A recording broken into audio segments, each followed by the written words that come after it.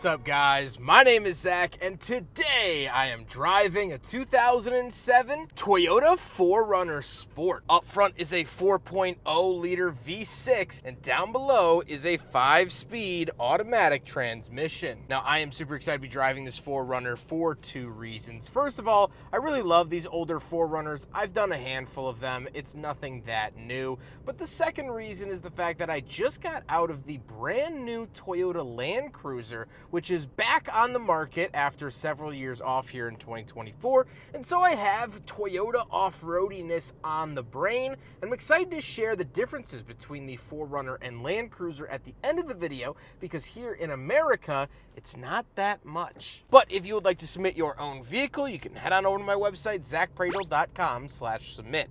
It's a quick and easy submission form. It takes under a minute to fill out, and I come out to you. But let's get back to that 4-liter V6 under the hood. Well, there were two engines offered in this chassis of 4Runner. This, the 4-liter V6, which seems to be the reliability favorite, or the only generation to actually get a V8 was this generation with the 4.7-liter V8 commonly found in the Tundra and Sequoia. Now, I have driven that vehicle as well with the V8, and I like it. However, this V6 is absolutely bulletproof when it comes to engines. Now, of course, it's not without fault at all ever, but if you want to talk reliability, the 4-liter V6 from Toyota has got to be up near the top of that conversation. I drove a 4Runner last year that had gone 70,000 miles without an oil change, and although it did need a slightly minor rebuild, it was nothing that two brothers couldn't do in a garage. So, I love this V6, and I hope that you do too. Like I said, paired to it is an automatic transmission, and you can no longer find them in manual. I think it's doing a good job. It's shifting, it's doing what I want, and that's pretty much it. Last but not least, of course, the 4Runner is 4-wheel drive,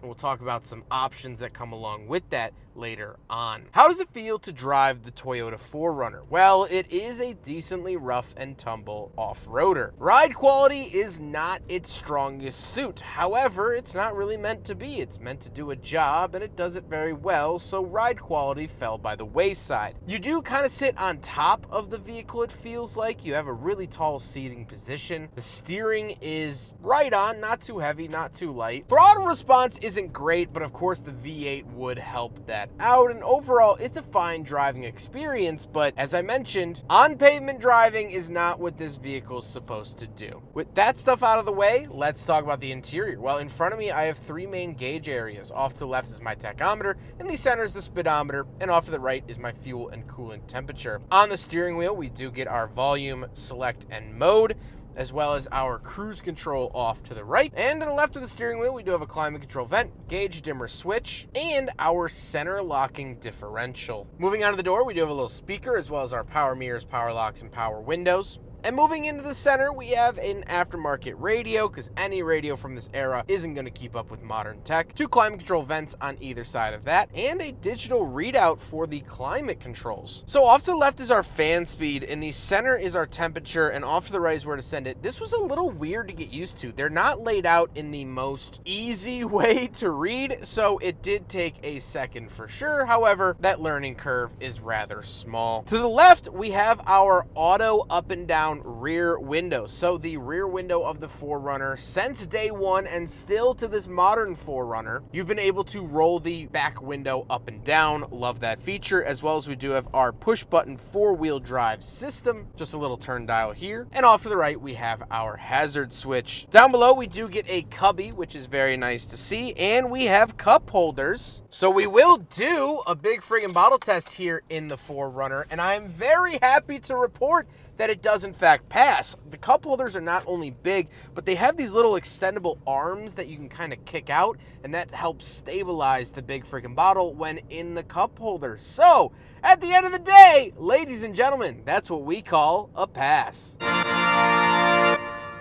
Then we get our shifter off to the right, typical jigsaw style shifter from Toyota, nothing new here. And actually the 2023 Toyota 4Runner that I had as a press vehicle had the exact same shifter in it as well. However, the 4Runner has been updated for 2025. No idea if it'll retain this shifter, however, we'll talk about that at the end of the video.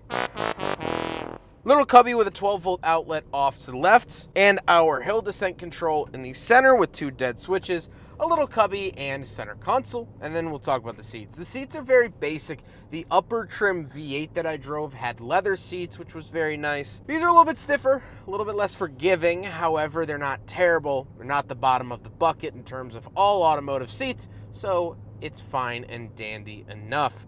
However, speaking of seats, we do have a second row of seating. So let's go do a back seat review. All right, so we're in the back of the 2007 Toyota 4Runner, and a couple of things to note. First of all, I'm 5'11", not a small guy, and my knees have no prayer of hitting the seat in front of me. My head has no prayer of hitting the ceiling. I don't know if it comes across on camera, but the roof actually goes up above my head. So this is actually lower than where it is here, which is very cool. Other than that, I don't get any crazy amenities. I do have a pop-down center console with giant cup holders. I believe these would pass the big friggin' bottle test pretty easily. Oh, these are actually more perfect than the front ones, but we don't test the back cup holders professionally, but they do pass in case you were curious. Tons of space. I like it back here, and I've actually rode back here off-road too, which was pretty fun. It definitely has the prowess for it, and I would definitely be fine spending a lot of time back here, which is nice to see. Speaking of back here, let's hop into the very back. We'll take a quick look at the trunk and cargo space, and then we'll talk about the looks. All right, so this is really testing my 4Runner remembrance. Key in right to go down, please? No? Left to go down? There we, okay, it's left. But you just put the key in and turn it, which I really like, and it will lower the rear window. Very, very cool. You can have some fun access there. Now, right to go back up. So close, 50-50 shot. Anyway, we do have a big handle down here. Pull it up like that. And once we are back here, we do get this awesome big privacy cover. And once that's out, we still do get space down here for the 12-volt outlet. We get some storage up there as well. So very, very cool to see all of that. Once we are done, we'll actually grab the keys first. Once we're done, fold this down. And there we go. Now we gotta talk about the looks, and I really like this generation of 4Runner. I think it works really well, and I think it still looks decently modern. Now that could be the fact that the current 2024 4Runner is so outdated that it helps actually make this look up to date. But either way, I've always liked it. I feel like every 4Runner I see is silver as well, so this just fits in quite handsomely with that. And of course, this is on aftermarket wheels and tires, so this is not the stock setup. The headlights have also been replaced because they tend to fog over rather easily, so just something to note. With all of that being said, let's get on to my final thoughts. What do I think driving the 2007 Toyota 4Runner? Well, I've had a good experience. I've driven these cars before. I've driven this generation before a couple times over here on the channel. It's not that new to me. I like it. I think if you want a decent off-roader with reliability, this is a very, very good option. However, Toyota technically offers 2 options in the same lane. So let's talk about it. Let's talk about the lineage of the 4Runner and the Land Cruiser, because here in 2024, for the 2025 model year, Toyota will be offering two-row off-road vehicles with 2.4-liter turbo hybrid engines in the same price bracket. The 4Runner and the Land Cruiser are going to soak up the same exact market, or at least that's what it appears to be. So what are the differences? Why would you buy a 4Runner over a Land Cruiser or vice versa? Well, let's talk about the history. First, let's start off here with the 4Runner. The 4Runner was started in 1984. Now, because of the oil crisis here in the United States, the SUVs started to become popular because manufacturers could put them on a truck chassis and they wouldn't have to comply to regular passenger car fuel standards. So we got vehicles like the S10 Blazer, the Bronco 2, and mainly the Cherokee. The Cherokee kind of turned the tide on SUVs and made them what they were today. Well, Toyota wanted a piece of that pie, and so they took their Toyota pickup at the time, and they phoned up a friend. That friend was the Winnebago Company.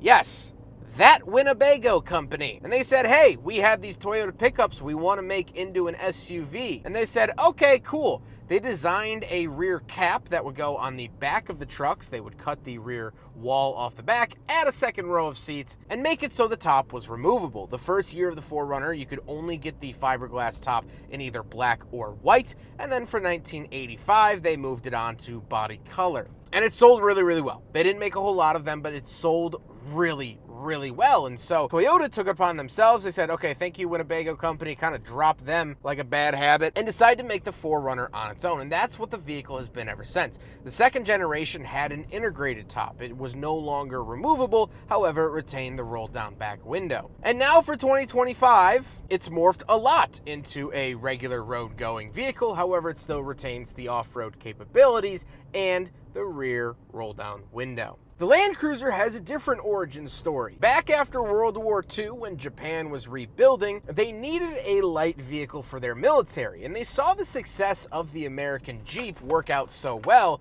they actually discovered one left by Marines. So Toyota took that found military Jeep and started to re-engineer it. And the newfound Japanese government said, hey, Toyota, we want you to build this new vehicle. And they said, okay, we'll build the Toyota Jeep. But then Jeep over here was like, no, you can't just call it Jeep. That's not fair. And by not fair, I mean copyright infringement. So they decided to call it the Land Cruiser. Now, the Land Cruiser has gone through many different generations and iterations. I believe, if I remember correctly, the Land Cruiser has had 15 generations, but don't quote me. The Land Cruiser was always more focused on off-road than amenities. It had a very different upbringing as a Jeep clone and Land Rover Discovery rival. But now here in 2024, it's gotten bigger, as most vehicles have. And this is the modern Land Cruiser. Although it does look rather retro with the circle headlights that I absolutely adored, and it's still good off-road, it doesn't really resemble the Jeep that it originally tried to copy back in the 1940s and 50s. So now Toyota is stuck with two nearly identical vehicles. They have slowly meandered from different starts to the same conclusion. So which one should you buy? Oh boy. Well, in my humble opinion, I think the 4Runner has just always been more bang for buck. It's always been on the cheaper side of the Land Cruiser. And although in the past the Land Cruiser has gotten the more mighty V8, this generation also got the V8, and now the 4Runner and Land Cruiser are going to share engines. So what was the point? Now, of course, it's all going to be down to personal preference. But at the end of the day, or at least where I'm sitting, I have to consider myself more of a 4Runner fan than a Land Cruiser one. I hope you guys enjoyed the video. Huge thank you to Jim for letting me take out his Toyota 4Runner. Jim has been absolutely awesome to work with, not only on this shoot, also the Z24 Cavalier of his that I shot, but Jim has been a mentor to me in the automotive industry. I would not be in the position I am today if it weren't for his help and guidance. So Jim, I appreciate it very, very much. But I appreciate you guys watching the video. Don't forget to rate the video, comment on the video, and subscribe if you really liked it. Take care, guys.